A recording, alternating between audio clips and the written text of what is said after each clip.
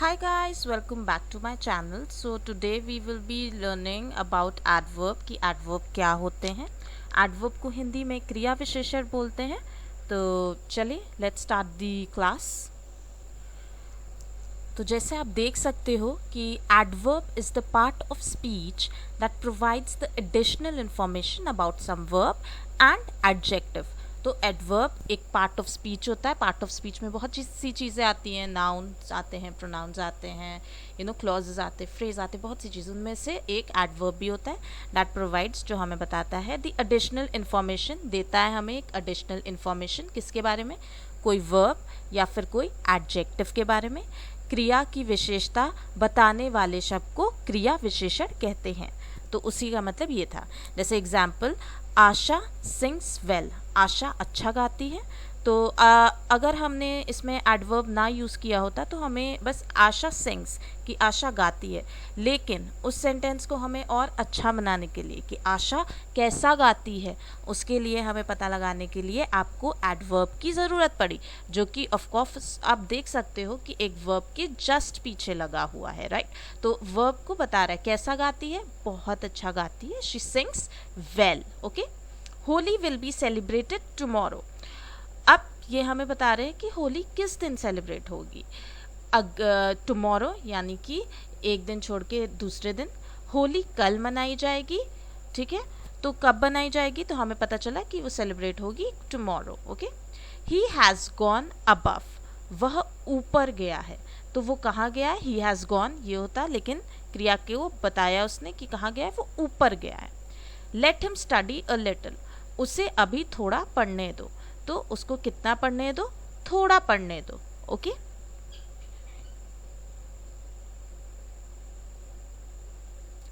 So the adjectives describe some noun or nouns as same as adverb disguise some verb, adjectives and some other adverbs. तो आपको पता ही होगा जो adjectives होते हैं बेसिकली वो विशेषण होते हैं. वो एक नाउन, संज्ञा या बहुत सारे नाउन्स के लिए या प्रोनाउंस के लिए यूज़ होते हैं. ओके. लेकिन जो एडवर्ब होते हैं मोस्टली वर्ब के लिए भी, एडजेक्टिव के लिए भी और दूसरे एडवर्ब्स के लिए भी यूज़ हो सकते हैं. Adjective is for noun and pronoun, adverb is for verb, adjectives adverb. Okay. Types of adverbs. Okay. तो हमें पता लगेगा कि टाइप्स ऑफ एडवर्ब्स कौन कौन से होते हैं. क्रिया विशेषण के प्रकार. एडवर्ब ऑफ मैनर यानी कि रीतिवाचक क्रिया विशेषण. एडवर्ब ऑफ टाइम यानी कि कालवाचक क्रिया विशेषण. एडवर्ब ऑफ प्लेस यानी स्थानवाचक क्रिया विशेषण. एडवर्ब ऑफ क्वांटिटी यानी परिमाणवाचक क्रिया विशेषण. ओके. तो इतने 4 प्रकार के हमारे एडवर्ब्स होते हैं मोस्टली. एडवर्ब ऑफ मैनर यानी रीतिवाचक क्रिया. ओके. तो अब हम उस पर डिस्कस करते हैं. This adverb describes the quality of an activity being done. It is known as adverbs of manner.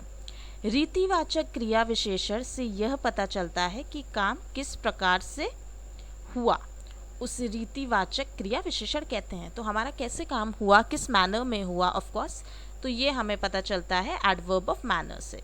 For instance या फिर for example, Neha works hard. Neha मेहनत करती है. कैसे? वो बहुत ही मेहनती है, इसलिए she is working very hard या शी वर्क्स हार्ड. तो हार्ड हमने वर्ड लगाया, तो इसका मतलब कि हमने एडवर्ब ऑफ मैनर बताया.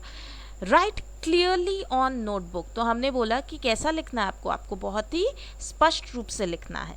तो नोटबुक पर स्पष्ट रूप से लिखें. ओके. नोटबुक पर स्पष्ट लिखें. तो right clearly, right on notebook हम लिख सकते थे, लेकिन हमने उनको बता दिया कि कैसा उनको लिखना है, किस मैनर में लिखना है. उसका मतलब कि आपको बहुत ही क्लियरली लिखना है. ओके. तो राइट क्लियरली ऑन नोटबुक. तो उसके कुछ मेथड होते हैं एडवर्ब ऑफ मैनर के, जो 9 प्रकार होते हैं. उनमें से ये 4 हैं. ओके. मेथड. सबसे पहले किस मेथड में हो रहा है, किस विधिवाचक में हो रहा है. विधिवाचक is related to method works like, यानी कि स्लोली स्लोली, बहुत धीरे धीरे हो रहा है. फास्ट यानी बहुत तेज तेज हो रहा है. हैप्पीली मतलब खुशी से हो रहा है. अर्जेंटली मतलब तत्काल, तुरंत होना चाहिए. डिसाइसिवनेस मतलब निश्चयवाचक, कैसा है। I am sure to, are you sure you can do that, okay, ये हम बोलते हैं yes I am sure I will do this work. तो विदाउट डाउट बोलते हैं हम कि हाँ, शक के बिना मैं ये काम कर दूंगी। इन डिसाइसिवनेस यानी अनिश्चयवाचक, एग्जाम्पल कि never, I never do this work, कि मैं कभी नहीं करूंगी ये काम। पॉसिबली संभवतः, कि संभवतः है, possibly I can do this work, it's like मैं कर भी सकती हूँ और मैं नहीं भी कर सकती हूँ, ओके। ओकेजनली, ओकेजनली का मतलब अक्सर, occasionally I go to the park for a walk, okay, तो आप ऐसे यूज़ कर सकते हैं, अक्सर मैं जाती हूँ। मे बी मतलब हो सकता है, कि इट्स लाइक आज ये काम हो सकता है, मे बी या फिर नहीं। पर्पस हेतुवाचक, यानी कि वो चीज़ इसीलिए हो रही है या किस लिए हो रही है या कम से कम, तो therefore, at least, for what, okay. Prohibition, prohibition का मतलब निषेधवाचक, यानी कि वो चीज़ होनी नहीं। डोंट गो देयर, वहाँ मत जाओ। No you don't have to go there, sit down, वहाँ नहीं जाना आपको, बैठ जाइए। नेवर गो देयर, कभी वहाँ नहीं जाना, ओके। इंट्रोगेटिव यानी आप प्रश्न पूछोगे, हु, हाउ, वाई, कौन, कैसे, क्यों। I know someone who is in, you know, who's in a government job. How do you know about me? That is why I was not able to do that particular work, okay. फिर आता है concept यानी अवधारण वाचक, कि कैसे, पूर्ण, I am full. अगर आपसे कोई पूछे कि आपको डिनर करना, डिनर आप कर चुके हो, आपको डेजर्ट पूछे, तो बोल सकते हो नो आई एम फुल। या फिर आप बोल सकते हो कि give me up to a certain level, और मुझे थोड़े से दे देना। या फिर only give me certain things, I won't eat much, okay. Suddenness, उसमें हो जाता है आकस्मिकता वाचक, यानी कि अचानक, एकाएक, अकस्मात, सहसा, ओके, यानी कि सडन, एक तरीके से सब सडनली वर्ड में आते हैं, तो सडनली वर्ड आपका यूज होगा। फिर आता है आपका एडवर्ब ऑफ टाइम, यानी कि कालवाचक क्रिया विशेषण। The adverbs which give the information about time is called as adverb of time। तो जहाँ हम ये भी देख सकते हैं कि टाइम लिखा है, तो बट ऑब्वियस है कि टाइम के बारे में पता चलेगा।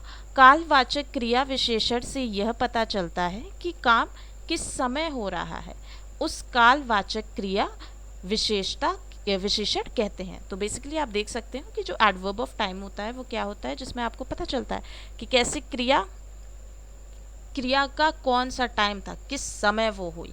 सच as now, late, today, tomorrow, yesterday.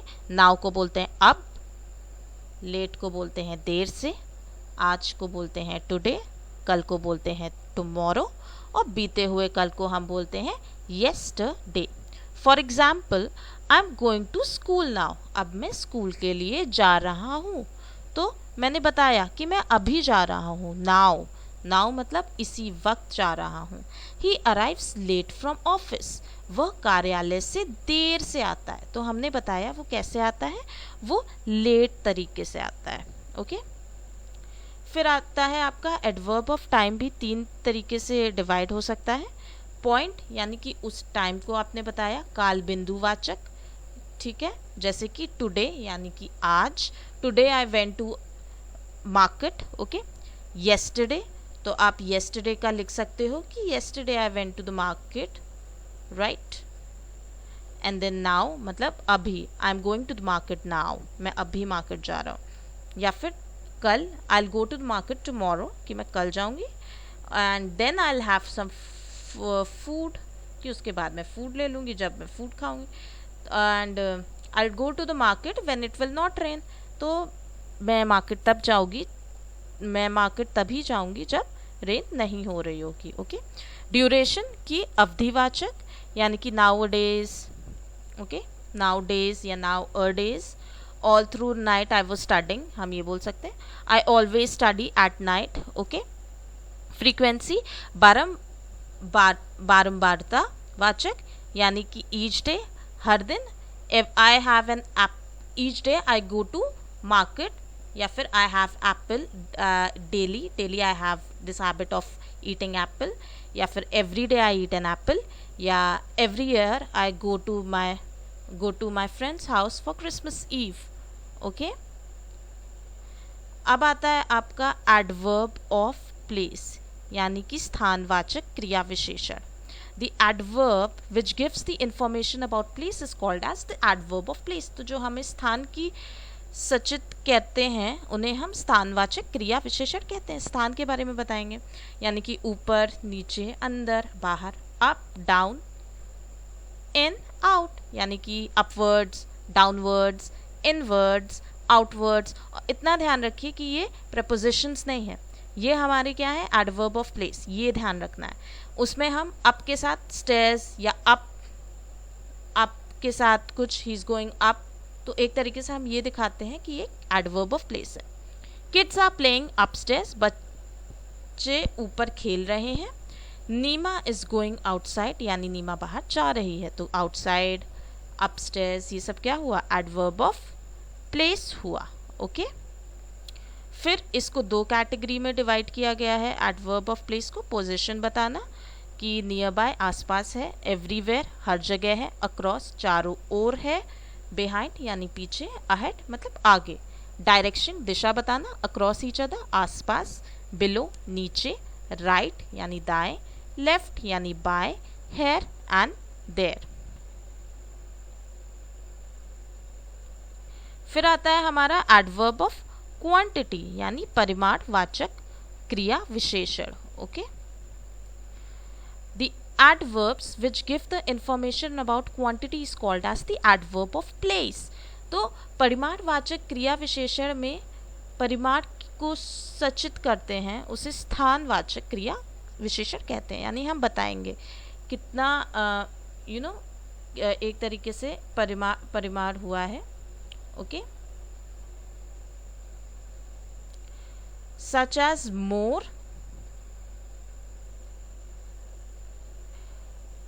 आप देख सकते हो जैसे मोर अधिक, कितना एक तरीके से हम क्वांटिटी बताएं. क्वांटिटी आपको पता है कितना परिमाण करना है आपको, कितना एस्टिमेशन लिया आपने, कितना ज़्यादा कितना कम, ये अधिक कम उतना.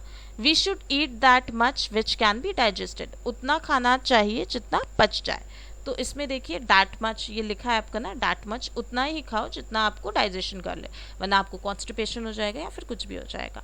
आई हैव लेस मनी, मेरे पास कम पैसा है, मैं आज मार्केट नहीं जाऊंगा क्योंकि मेरे पास बहुत ही कम पैसा है.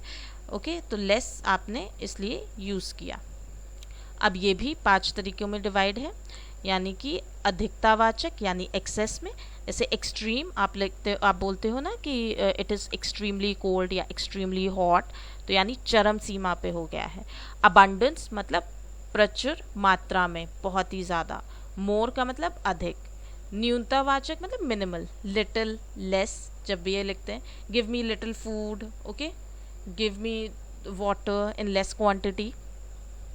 फिर पर्याप्तवाचक मतलब एडिक्वेट, ना ज़्यादा ना कम, यानी कि सफिशिएंट, और फिर इनफ पर्याप्त या काफ़ी.